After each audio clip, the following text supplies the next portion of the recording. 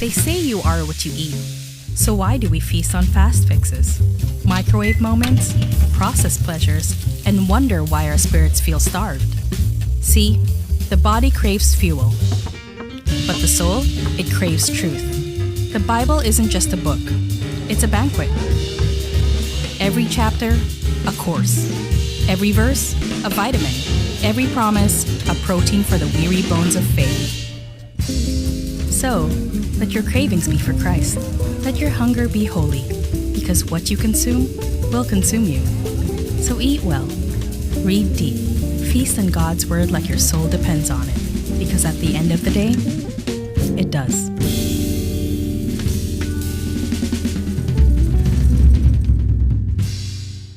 All right. Morning, everyone. See ito, every time na nakikita nyo yung bumper video natin, nagugutom kayo. Diba? Lalo na magtatangalian na, ilang minuto na lang tatangalian na. Masyado mataas.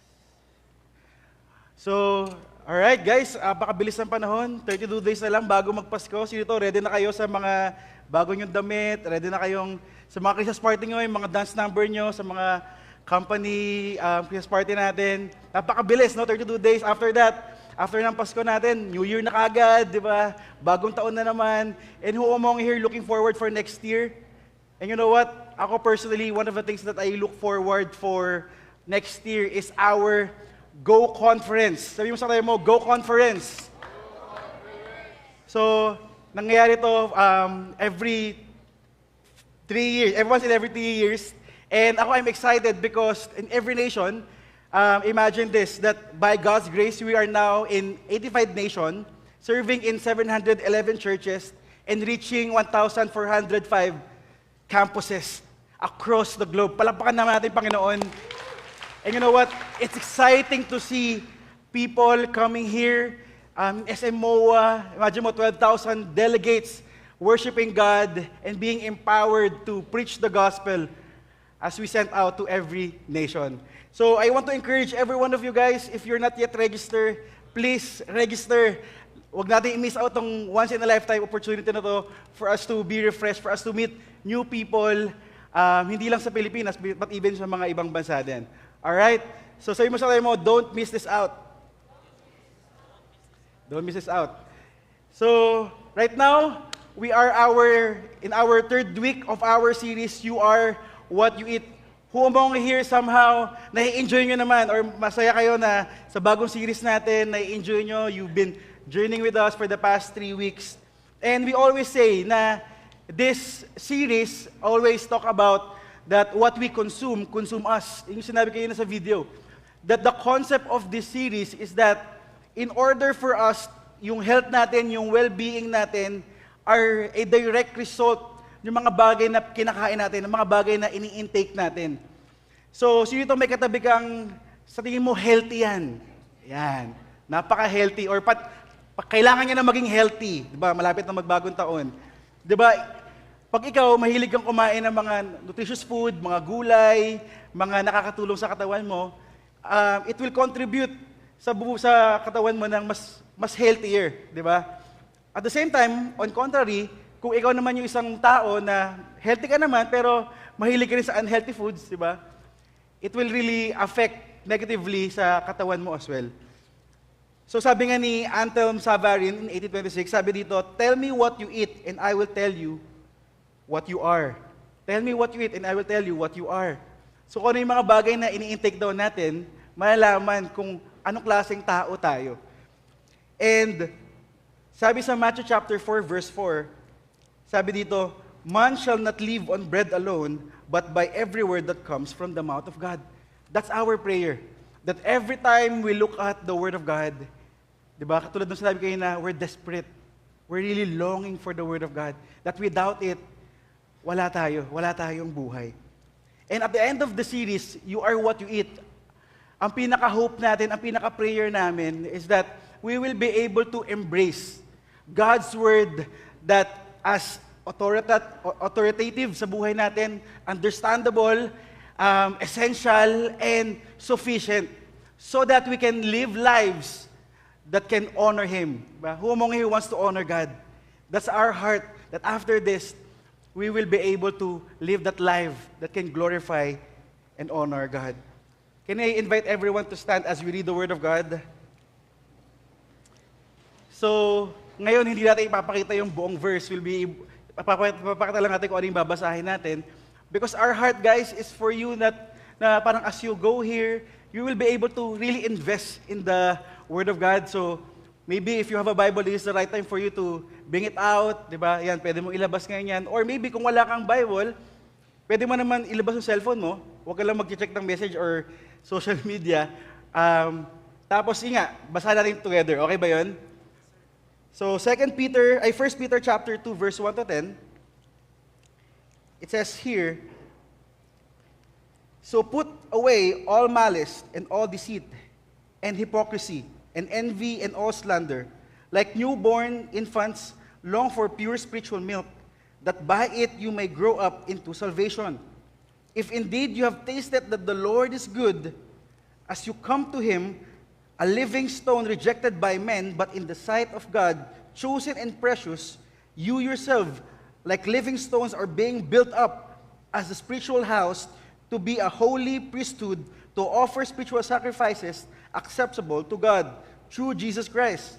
For it stands in Scripture, Behold, I am laying in Zion a stone, a cornerstone, chosen and precious, and whoever believes in Him will not be put to shame.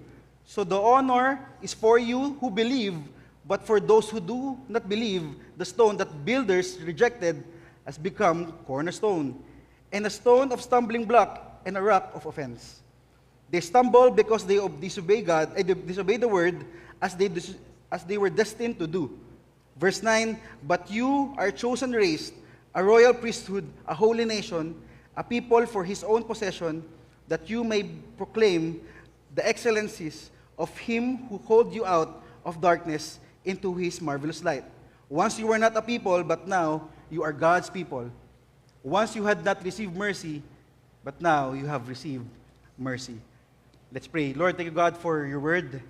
Thank you, God, because your word is perfect. Your word is living and active. Your word, God, is eternal. So, Lord, I pray that as we talk about the necessity of your word, God, Lord, may you allow our hearts, Lord God, to be able to really grasp and understand, Lord God, the value of your word. God, I pray that as we have this time together, God, may you speak to us. In Jesus' name I pray. Amen and amen. Pwede na po tayo mo po.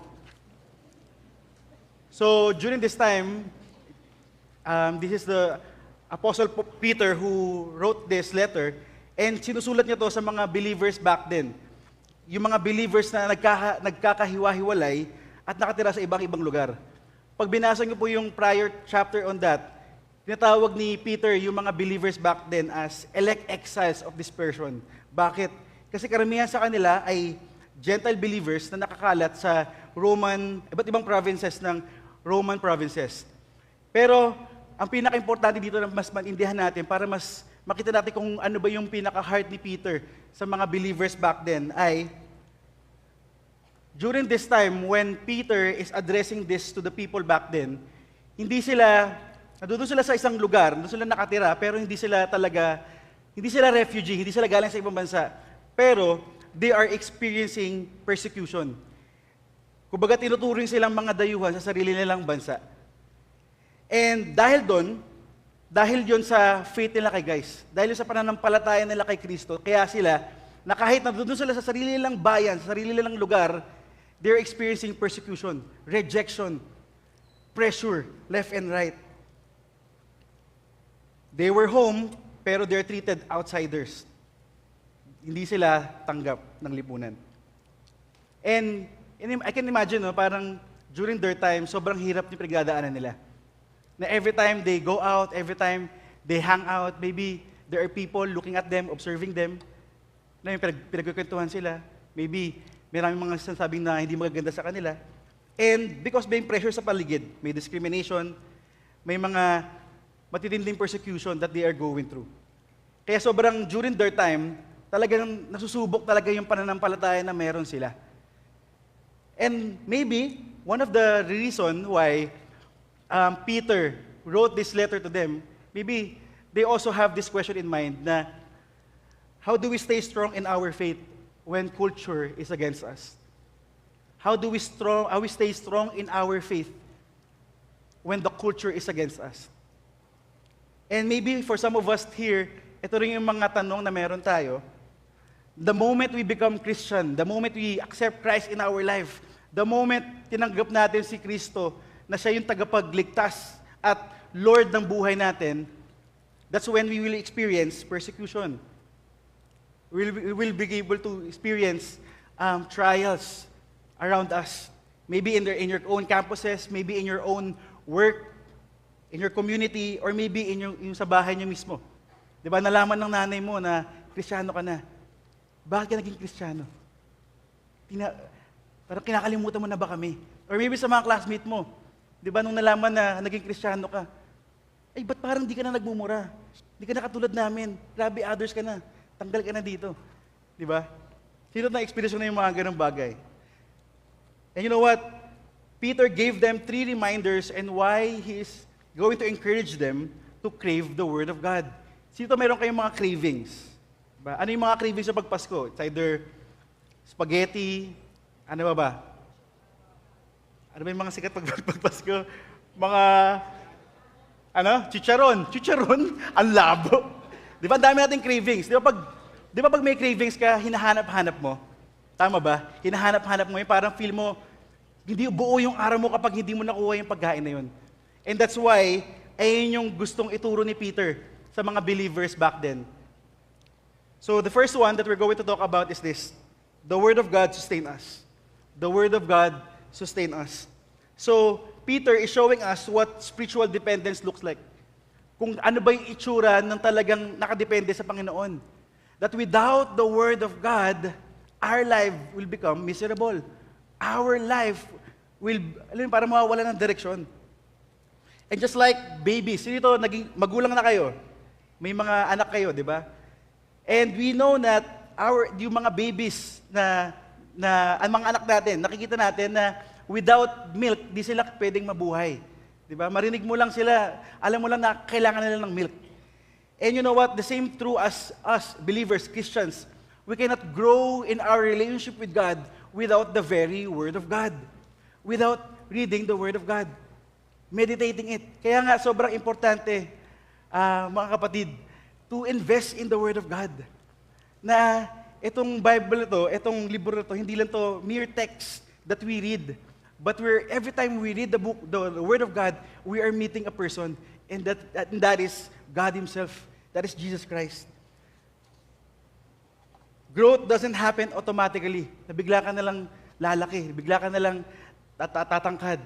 Pero you need to have a regular intake na kailangan mo kumain ng mga masustansya, kailangan meron kang habit na kailangan kumakain ka ng umaga, tanghali, gabi para mag-grow ka, para tumangkad ka, para lumaki ka. In the same way sa souls natin. And it's worth asking ourselves, what's feeding my soul every day? What's feeding my soul every day?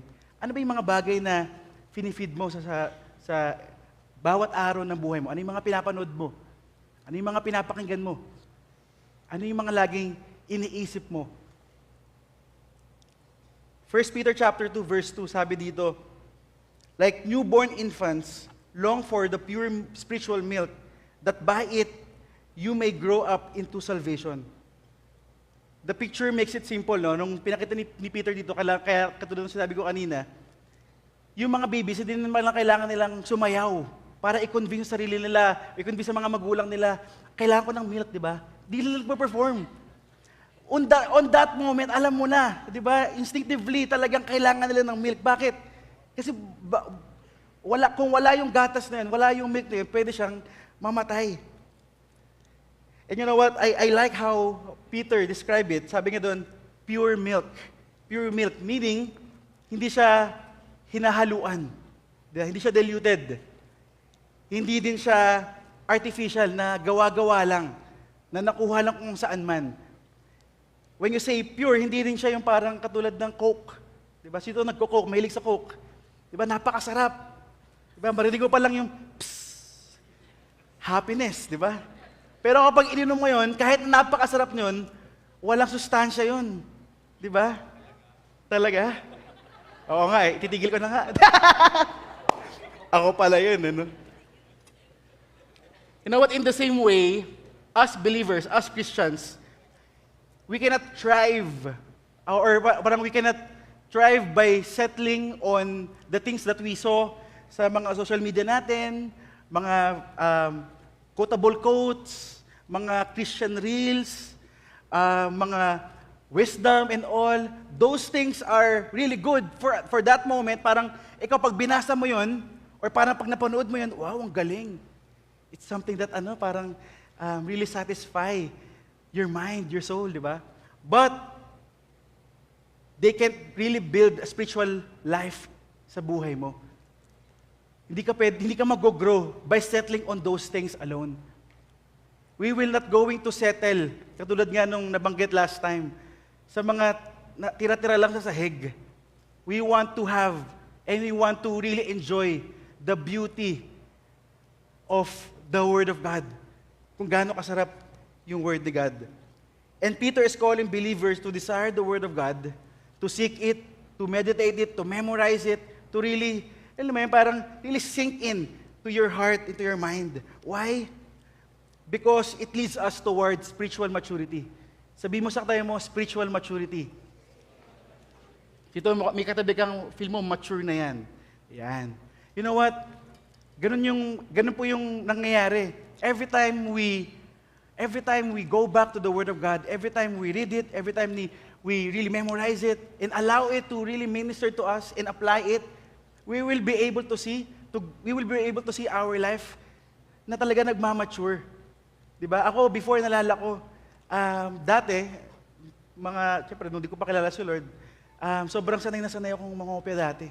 Talagang pagdating ko sa classroom, talaga wala kang review, di ba yung tipong ganun? As alam nila na mayroong cheating arrangement, di ba? Meron ba kayo? O ako lang yung ganun, cheating arrangement. Tatabi ako doon sa mga scholar. Tapos, kahit hindi sila magkapakopya, for some reason, meron akong talent na nakikita ko talaga. Nakagayon lang. Pero, mabuti yung Panginoon. Because nung nakilala ko si Lord, nagkaroon ako ng conviction. Every time I read the Word of God, there is this fear of the Lord in my heart. The Lord, I want to honor you in my life. Kasama na doon yung academics ko. So, nung naging Kristyano ako, pumapasok na ako, nag-gulat yung mga classmate ko. Bakit hindi ka na nagpapakopya? At least may makokopya pa siya, no? Bakit hindi ka na nangopya? And I really tell them na there's something na nakilala ko for the past month. Sino yun? Si God. Yan. And then, right then on, I was able to share to them my testimony. And you know what? That's what it is when you talk about you being matured spiritually. Magkakaroon ka ng ganong conviction, magkakaroon ka ng ganong perspective on how will you honor God in whatever place that you are in. Diba? Isipin mo mabuti kung nasaan ka ngayon. Maybe in your home, in your workplace, in your campuses, in your community. How can you become a blessing? How can you make a big impact in that place as well?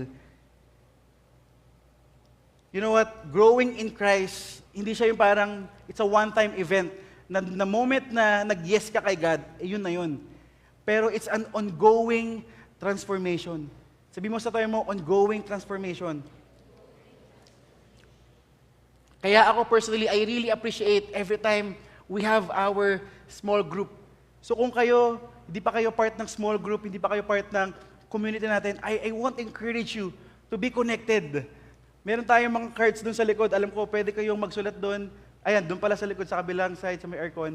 Pwede nyo ilagay doon yung pangalan nyo so that we will be able to connect you to a small group. Kasi doon sa small group na yon, hindi lang yung pagkakasama lang together after the service or kung anong schedule man yon, but that's a time wherein we'll be able to pray for one another, encourage one another, but most importantly, we're able to talk about the very Word of God.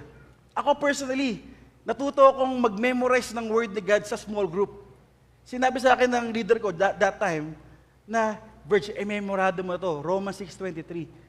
So that time, doon ako natuto mag-memorize ng Word ni God. So every time nag-pray ako, gamit ko yung Word ni God, di ba parang feel mo napakagaling mo, di ba? Parang, wow, grabe naman siya mag-pray.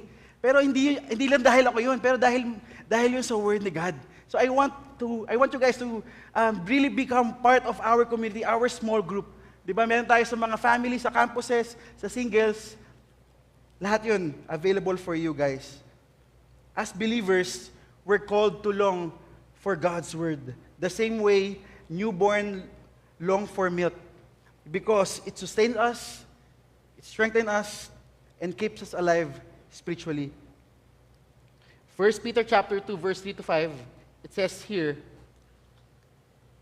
"If indeed you have tasted that the Lord is good, as you come to him, a living stone rejected by men, but in the sight of God, chosen and precious, you yourself, like living stones, are being built up as a spiritual house, to be a holy priesthood, to offer spiritual sacrifices acceptable to God through Jesus Christ."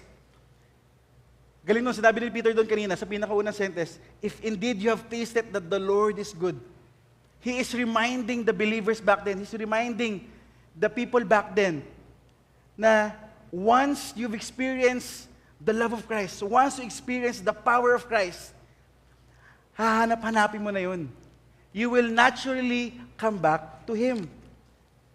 And our heart is that, katulad ng sinabi ko kanina, that we will be able to, as we experience the goodness of God, as we experience the beauty of His Word, na hindi lang siya minamemorize mo, pero our prayers that we will be able to, alam mo yun, become a reality into your life. Di ba? If you're praying for something, if you're believing for something, hold on to the Word of God.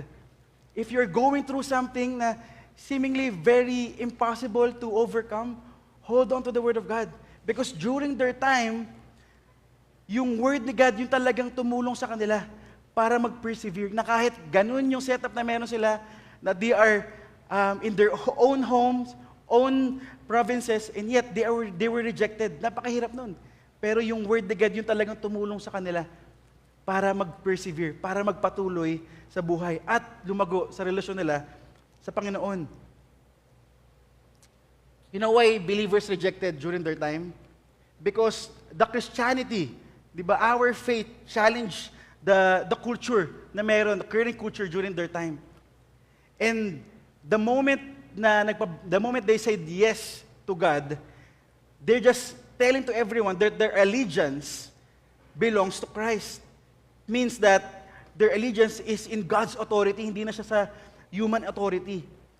And during that time, Christians refused to worship the emperor.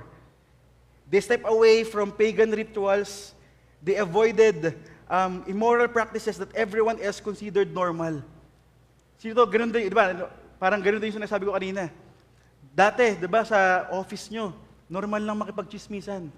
Tapos all of a sudden, nung naging Kristiyano ka, bakit di na siya sumasali sa mga chismisan? Di ba? Bakit hindi ka na ayaw mo na ng mga juicy news? Di ba? Hindi. Because you know na in your heart, it's not really good to talk someone at their back. Di ba? You have this conviction that person is valuable to God. That you want to kumbaga help that person rather than parang pinagchismisan. They proclaim Jesus as their king. And looking at in this moment, no, when we talk about Jesus, when we talk about the very Word of God, the moment you proclaim it to the world, you will be able to see how you will stood out. How will you, parang kumbaga, really make a difference. That's why, to the world, this looks strange, na even threatening. Bakit? Because our values, holiness, honesty, love, mercy, is something na parang hindi bago sa mundo. Our world is built on idolatry, immorality, and self-interest. Na sa mundo na kung saan they glorify self-love, we choose to love others as well. We choose to forgive. We choose to be patient. We choose to be kind. Peter says that as you come to Jesus, you also become living stones, being built into a spiritual house. Because God is shaping each and every one of us, in strengthening us and fitting us into His purpose in His people. Kaya nga sabi doon sa Romans chapter 12, verse 2, do not be conformed to the pattern of this world, but be transformed by the renewal of your mind. Ayun yung beauty ng Word of God. Na hindi lang nadadagdagan yung knowledge mo sa Word of God, pero it shape you, how you think. It shape how you position yourself every time there's challenges, every time there's blessing. It positions us to honor God in our own lives. Sabi ni Eugene Peterson, to eat the Word is to let it work in you, not merely to accumulate knowledge about it. You know what? God's Word doesn't just inform us, but it transforms us. It transforms us. That's my second point. The Word of God transforms us. 1 Peter chapter 2, verse 1, to put away all malice and all deceit and hypocrisy and envy and all slander. You know what? What I like about the Word of God, it confronts our wrong mindset, our wrong thoughts, our wrong attitude, our wrong behavior. Sino may kakilala kang ganun? May attitude. May wrong behavior. Diba? Huwag mo na sila isipin, baka ikaw talaga yun. Yung Word ni God, yung talagang makakatulong sa atin para magbago yung buhay natin. By constantly reading and meditating on Scripture, our heart will be aligned to God's perspective alone. God's Word equips us to live holy lives and respond to challenges in a way that reflects Christ. Let the Word of God shape us. Let the Word of God shape you and me. Sino dito nakakita na kayo ng sculpture? Yung naggumagawa ng mga statwa gamit yung mga bato or kahoy. I remember one time pumunta kami sa Cebu. Nakakita kami ng ganun. Wala akong picture dyan. Pero kung paano niya, paano siya kasipag, gawin yung kahit na parang film mo, napakahirap, nakakapagod. Pero one of the things na-observe ko during that time, when he is doing the sculpture, makikita mo na yung mga rough edges nung kahoy or nung bato, may mga hindi magagandang parte. Kaya ang ginagawa niya, inuuna niya yung mga gilid, yung mga edges. Pag natanggalin niya ng edges, tatanggalin niya yung mga hindi magagandang parte, yung mga may blemishes, yung mga may itim, lalo na kung white yun, tatanggalin niya yun. And as he do that consistently, he will be able to see yung pinaka-end result, which is kung anumang statwa yun or kung anumang imagery yung ginagawa niya. You know what? That's how it is every time we let the Word of God shape us. There are times wherein, pag binasa mo yung Bible, diba? There are times, most of the time, na-offend ka. Diba? Parang, kung pwede lang umilag eh. Wait lang Lord ah. Because, you know in your heart that there are things na hindi pa talaga nasusurrender kay God. Na you want, God's Word is convicting us to really surrender to God, to respond by God's grace in where we will be able to emulate Christ-likeness into our lives as well. Every time we read it, every time we meditate it and apply it, it removes the wrong mindset and shapes our character and align our action with Christ. Align our actions with Christ. Why is the Word of God necessary for the believers? Lastly, the Word of God defines us. The Word of God defines us. Sabi mo sa katabi mo, the Word of God defines us. Sabi dito sa 1 Peter chapter 2, verse 9 to 10, but you are a chosen race, a royal priesthood, a holy nation, a people for His own possession, that you may proclaim the excellence of Him who called you out of darkness into His marvelous light. You know what? During their time, in the midst of struggle because of fear, of identity, of conforming to the surrounding culture that meron sila, Peter reminded them who they are really true in Christ. Kung ano ba talaga yung identity nila kay Kristo. The Word reminded them that they are chosen race, royal priesthood, and holy nation, so that they wouldn't be defined by the world rejection. Kung ano yung mga bagay na na-experience nila during their time. The Word of God was essential during the moment of their life for spiritual survival and perseverance of their faith. And that's my heart for all of us here, that every time every time we read the Word of God, every time to be reminded who we are in Christ, every time we struggle, we get to experience challenges in life, we get to be reminded na oo nga, no, hindi na pala ako outsider. Hindi na pala ako yung dating ako, na ito yung past na meron ako. Pero right now, we are chosen race, a royal priesthood, a holy nation, meaning we are now part of His family. Diba? Tignan mo yung katabi mo, sabi mo sa kanya, you are part of His family. Every time we read the Word of God, it gave us purpose and courage. And we are called to proclaim God's glory even while facing persecution, whatever environment that you are in. That's why, remember who you are in Christ. Remember who you are in Christ. Without the Scripture, it's easy to forget that we are chosen people, royal priesthood, and holy nation. That's why, as we end, as we call on the music team, here's my admonition to all of us here. Talking about the necessity of the Word of God, it talks about the value. It talks about bakit ba natin kailangan yung Word of God? Is it something na dahil sinabi lang sa atin ng ibang tao? Is it something na a requirement lang for us?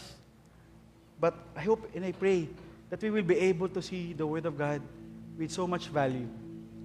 But I was reminded of this verse in Romans. In John, wherein sabi doon, the Word became flesh and dwelt among us. The very Word of God is Jesus Himself.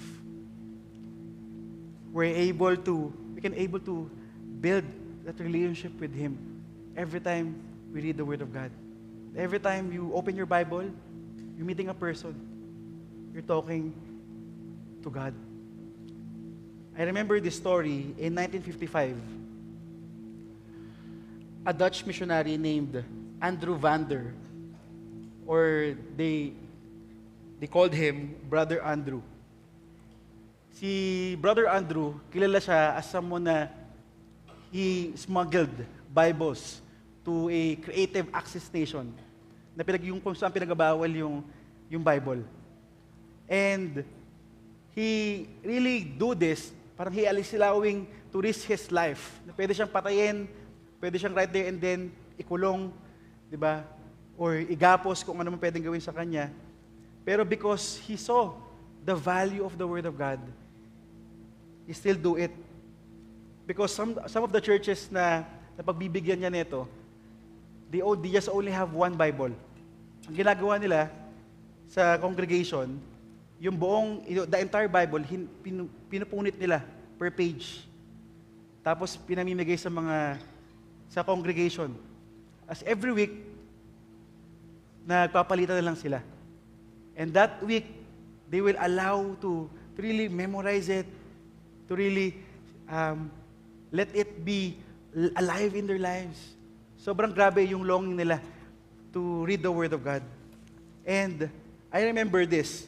One of the videos that I saw before, nung estudyante pa ako, is this video.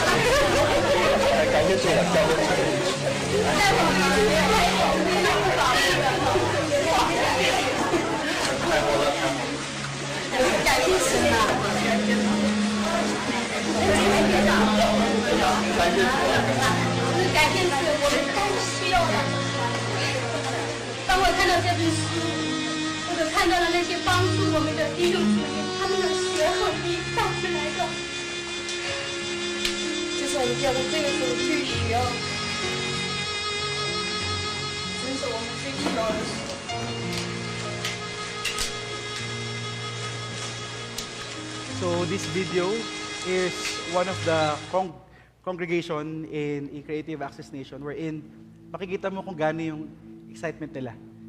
Na talagang nag-aagawan sila para makakuha yung isang copy ng Bible. Some of them are crying, some of them really close their eyes as if it was really an answered prayer. And because they saw the value of the Word of God?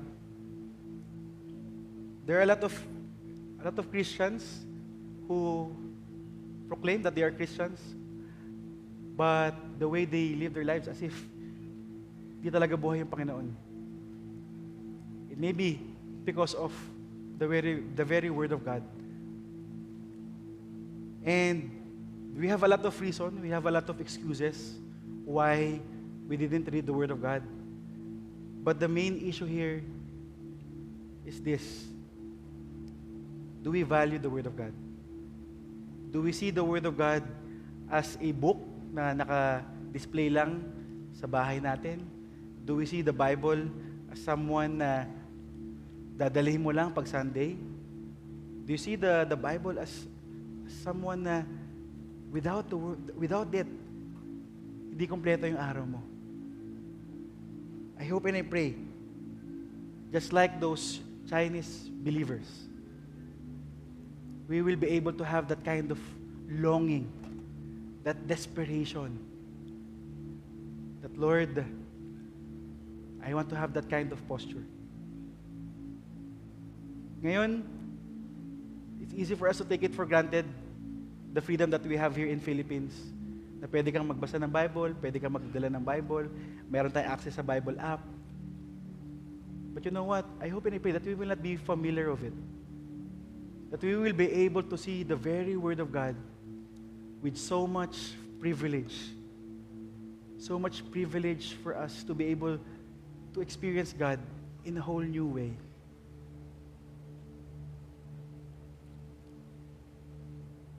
And my prayer for all of us is that you will be able to crave the very Word of God like never before. Can I invite everyone to stand in our feet?